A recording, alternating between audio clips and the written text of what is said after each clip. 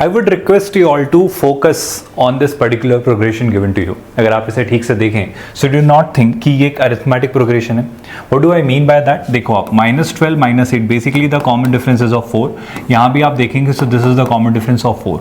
So this clearly looks like an arithmetic progression, जो कि actually ये है। अगर मैं इसमें आपसे पूछूं कि ये जो अरिथमेटिक प्रोग्रेशन है, इसकी आपके पास कुछ सर्टेन नंबर ऑफ टर्म्स दी गई हैं, right? Had I asked you कि आप मुझे बताओ क्या इसकी फर्स्ट 3 टर्म्स का आप मुझे सम बता सकते हो? How will you figure that out? So you will simply respond कि फर्स्ट 3 टर्म्स का sum will be -12 -8 -4। I hope this part is very well understood by all of you. अच्छा, यहाँ पर अगर मैं एक छोटा सा क्वेश्चन आपसे पूछूं तो क्या आपको ये नहीं लगता कि जरा गौर से देखिएगा, अगर मैं आपसे मांगू फर्स्ट लेट्स से 4 टर्म्स का सम, आई रिपीट, अगर मैं आपसे मांगू फर्स्ट 4 टर्म्स का sum, so that I am denoting by S4। I hope you all are very clearly realizing जो first 4 terms का sum है, which is -12 -8 and -4, which is clearly nothing but -24. Had I asked you first 3 terms का sum, बताओ वो क्या होता? I hope you are realizing fourth term 0 है, तो first 3 terms का sum first 4 terms के sum के इक्वल होगा। So can I say S4 जो होगा वो S3 के इक्वल होगा? I hope this part is very well understood by all of you. अच्छा, थोड़ा और इस बात को समझने की कोशिश करते हैं। मान लो मैं आपसे पूछूं फर्स्ट लेट्स से 6 टर्म्स का सम, फर्स्ट 6 टर्म्स का सम क्या होगा? देखो फर्स्ट 6 टर्म्स की अगर बात की जाए तो ये होने वाली है आपकी फर्स्ट 6 टर्म्स। बड़े गौर से नोटिस करिएगा, ये जो है I think these are the first 6 terms. I hope यहाँ पर अगर आप देखें, so this 4 and this 4 are getting cancelled, this 8 and this 8 are getting cancelled, so finally what you are left with is -12।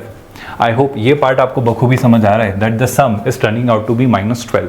अच्छा, मैं आपसे फर्स्ट टर्म का अगर सम पूछता, अगर आपसे पूछता फर्स्ट टर्म का सम, तो वो होता S1। S1 कितना आता भाई? अरे फर्स्ट टर्म यानी सिर्फ इकलौती एक ही टर्म जो कि कितनी है -12, तो ये भी कितना आता? -12।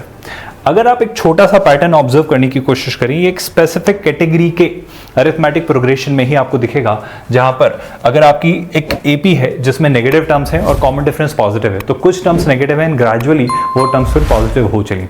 तो आपको जो सम को लेकर एक पैटर्न जो मिलेगा वो कुछ ऐसा कि कुछ स्पेसिफिक टर्म्स का सम कुछ और एक्स्ट्रा स्पेसिफिक टर्म्स के सम के इक्वल होगा। अगर आप ये नोटिस कर पा रहे हैं, एक बहुत खास पैटर्न जो मैं चाह रहा हूं आप नोटिस करें वो ये है, जैसे कि 3 और 4 अगर आप इस सम को देखें, so this is 4।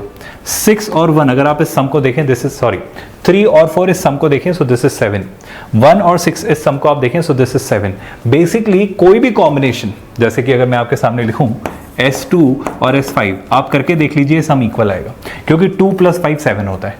Although 7 he rule नहीं है, पर इस सीक्वेंस में, इस सीरीज में जो पैटर्न सेट हो रहा है वो 6 + 1 4 + 3 5 + 2 पर बैठ रहा है। मतलब क्वेश्चंस जो आपको एप्टीट्यूड में दिए जाते हैं कुछ ऐसे कि एक अरिथमेटिक प्रोग्रेशन है जिसकी शुरू की 2 टर्म्स का सम शुरू की 5 टर्म्स के सम के इक्वल है, यानी 5 और 2 दैट इज 7। तो आप निश्चिंत होकर कह दीजिए कि जो शुरू की 60 टर्म्स का सम होगा ना वो 0 होगा। ऐसा क्यों कह रहा हूं वो समझो, क्योंकि S7 को मैं लिख सकता हूं S7 = S0, यानी कि जो ये दोनों हैं इनका सम कितना होना चाहिए? 0 7, क्योंकि 7 + 0 कितना हो रहा है? 7। 2 + 5 7, 6 + 1 7, 4 + 3 7, और 0 टर्म्स का सम कितना होता है? अरे टर्म्स इंक्लूड ही नहीं की, तो 0 टर्म्स का सम कितना होगा? 0। If you don't agree with what I am saying, आप निकाल भी सकते हो मैनुअली। कैसे? देखो 1 2 3 4 5 6 7, ये 60 टर्म्स है। आप देखो 0 से पहले जितनी टर्म्स का इंपैक्ट क्रिएट हुआ होगा, 0 के बाद उतनी टर्म्स का इंपैक्ट नलिफाई हो जा रहा है। -12 + 12 -8 + 8 -4 + 4, so they are all getting nullified. So that's why 7 terms का सम जो है वो 0 होगा।